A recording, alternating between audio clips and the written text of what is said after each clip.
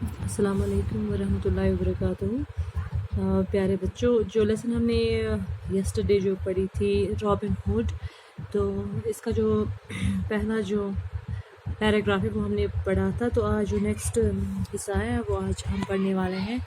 سو lesson کا نام ہے Robin Hood, lesson number 7، class 4، page number 82۔ So یہاں تک ہم نے پڑھا تھا، جو فرسٹ پیراگراف ہے یہ یہاں سے یہاں تک تو ہم نے پڑھا تھا، تو باقی حصہ وہ ہم آج پڑھنے والے ہیں۔ The warning, however, did not push the scores back.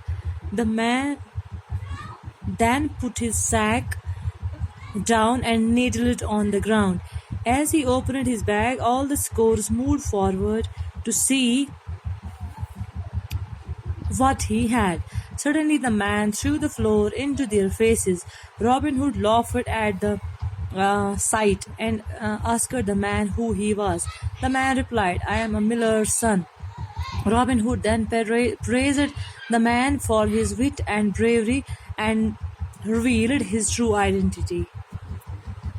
جیسا کہ ہم نے پڑھا تھا کہ رابن ہوڈ جو تھا وہ بہت فیمس تھا، خاص کر کامن پیپل میں وہ بہت ہی فیمس تھا، کیونکہ لوگ اس کو بہت پسند کرتے تھے اور اس کو اپنا ہیرو مانتے تھے، کیونکہ وہ ہمیشہ لوگوں کی مدد کرتا تھا، تو وہ کسی کے ساتھ ناانصافی نہیں ہونے دیتا تھا، ہر ایک کی مدد کرتا تھا۔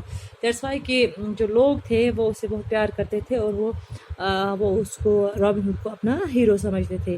تو ایک دن رابن ہوڈ اور اس کے جو فرینڈس تھے وہ ایک جنگل میں بیٹھے تھے، ایک پیڑ کے نیچے، تو وہ اپنا جو کچھ ناشتہ وغیرہ کر رہے تھے، تو اچانک انہوں نے دیکھا کہ وہاں ایک شخص آ رہا ہے جس کے پیٹھ پر کچھ بڑا سا بوریا ہے۔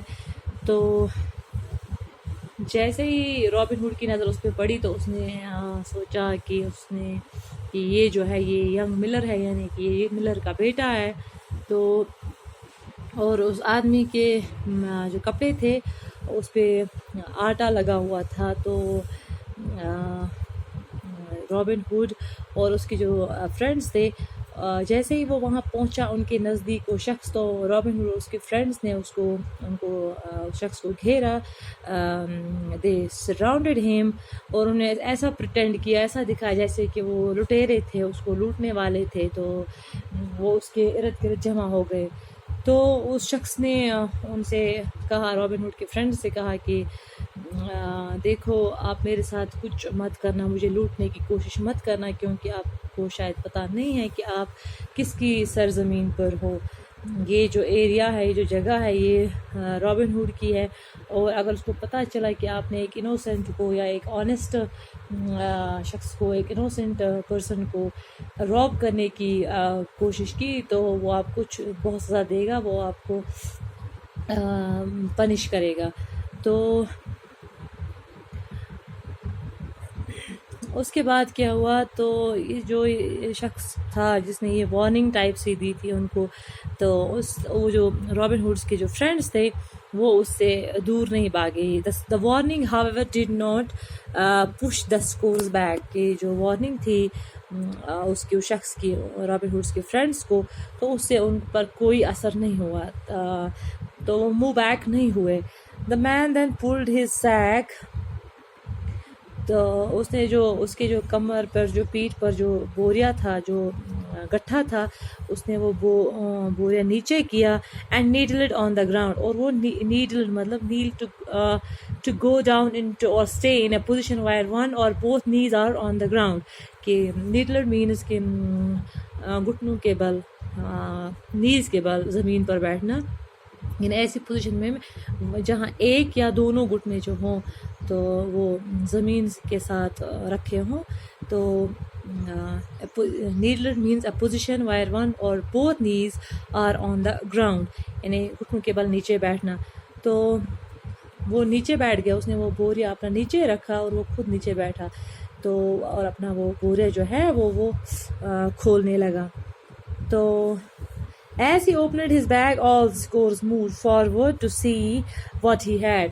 جیسے ہی اس نے اپنا جو بوریا ہے کھولنے کی کوشش کی، کھولنے لگا، تو جو اسکورز تھے رابن ہوڈس کے فرینڈس تھے وہ پھر سے اس کے نزدیک آ گئے کہ وہ یہ دیکھنا چاہتے تھے کہ اس کا جو سامان ہے اس میں کیا کیا ہے. وہ بوریا جو اس نے اپنے پیٹ سے نیچے اتارا وہ دیکھنے لگے کہ اس میں سے اس نے کیا نکالا.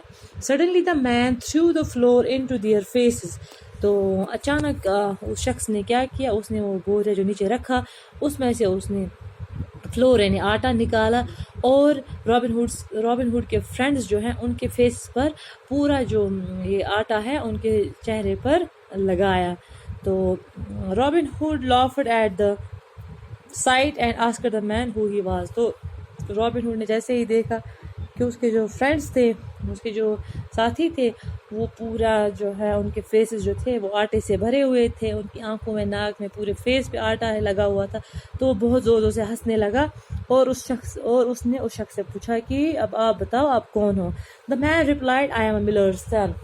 دین شخص نے کہا کہ میں ملر کا بیٹا ہوں, یعنی جو ملر ہے یا جو فلور مل جو ہے, جس کی جو فلور مل ہے جس شخص کی, میں اس کا بیٹا ہوں. تو آئی ایم ملرز سن, تو میں ملر کا بیٹا ہوں. دین تو Robin Hood then praised the man for his wit and bravery. اس کے بعد جو رابن ہوڈ ہے اس نے اس شخص کو بہت پریز کیا, بہت تعریفیں کی کہ میں آپ کی ذہانت کی وجہ سے, آپ کی ذہانت کے لیے اور آپ کی قابلیت کے لیے اور آپ کی بریوری کے لیے آپ کو بہت ہی شاباشی دیتا ہوں. And then he revealed his true identity. اس بعد میں اس نے اس شخص کو کہا کہ دیکھو جس رابن ہوڈ کے بارے میں آپ بات کر رہے ہو, جس کے بارے میں ابھی بول رہے ہو کہ وہ کسی کے ساتھ ناانصافی نہیں کرتا, یا جس کے بارے میں آپ اتنا سا بول رہے تھے, وہ میں ہی ہوں. اور میں آپ کی جو بریوری ہے اور آپ کی جو وٹ ہے, آپ کی جو ذہانت ہے, آپ کی جو چالاکی ہے, آپ کی جو بہادری ہے, میں اس کی داد دیتا ہوں. اور میں بہت خوش ہوں آپ کی بریوری دیکھ کر اور آپ کی جو وٹ ہے اس کو دیکھ کر, اور میں ہی رابن ہوڈ ہوں. تو وہ شخص بہت خوش ہو گیا رابن ہوڈ کو دیکھ کر, اپنے سامنے دیکھ کر. تو ملر بولتے ہیں, miller a person especially in the past who owned or was in charge of a mill. Miller means جو کسی مل کا مالک ہو یا کسی فیکٹری یا مل کا مالک ہو. Sack means a large bag made of strong cloth, paper or plastic use to store the large amounts of something. تو جو سیک ہے, سیک کا مطلب ہوتا ہے کہ کپڑے یا پلاسٹک وغیرہ کا کوئی بیگ جس میں سے ہم کچھ چیزوں کو اسٹور کر کے رکھتے ہیں. ایسے meal means the edible part of grain ground to a coarse powder. یعنی میل مینز کسی گرین کا یا کسی ایڈیبل پارٹ آف گرین جو ہوتا ہے اس کا جو کورس بناتے ہیں یا پاؤڈر بناتے ہیں اس کا, جیسے گیہوں کا ہم آٹا بناتے ہیں, چاول کا بھی ہم وہ آٹا نکالتے ہیں, تو دیٹس کالڈ میل.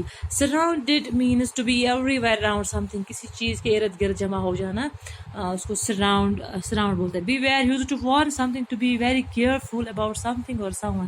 تو وہ بی ویئر مینز کسی کو وارن کرنا ہے کہ یا اس کو to warn someone to be very careful about something, کسی چیز کے لیے کسی کو خبردار کرنا, اس کو بولتے ہیں behaviour. Kneel means to go down into or stay in a position where one or both knees are on the ground. Kneed means کہ گھٹنوں کے بل بیٹھنا, ایک یا دونوں گھٹنوں کے بل زمین پر بیٹھنا, اس کو نیڈ کہتے ہیں. Thank you so much.